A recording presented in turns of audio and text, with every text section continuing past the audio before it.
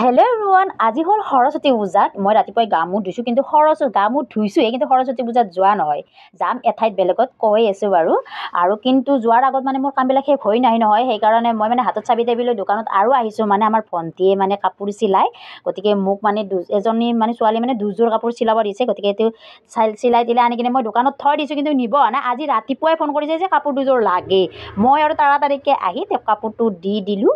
কাপোৰটো নিব আহিলে, গতিকে কাপোৰটো দি কিনে মই আৰু ঘৰত আহিছোঁ, কাৰণ মই আধা ওলোৱাকৈ আহিছোঁ ন, সেইকাৰণে। আৰু এইবিলাক আমাৰ সৰু সৰু সৰস্বতী আহি আছে আৰু এতিয়া আৰম্ভ হৈছে আৰু একদম।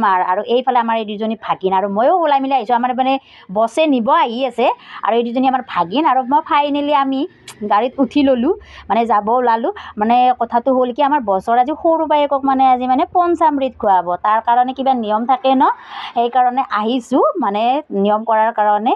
গতিকে কিবা জলপান চলপান বোলে আজি খুৱাব লাগে, আৰু কিবা 5 বিধ ফল চল দিয়ে, এনেকৈ কিবা কিবি বাইদেউক মানে খাব দিছে।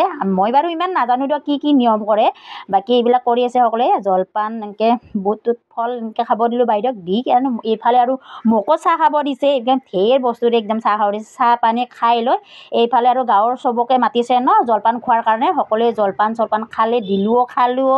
খাই পেলাই মই মানে ৰাস্তাৰ ফালে ফুৰিব আহিছোঁ। আমাৰ বছ আৰু বাকী লগত আৰু দুজনী আছে।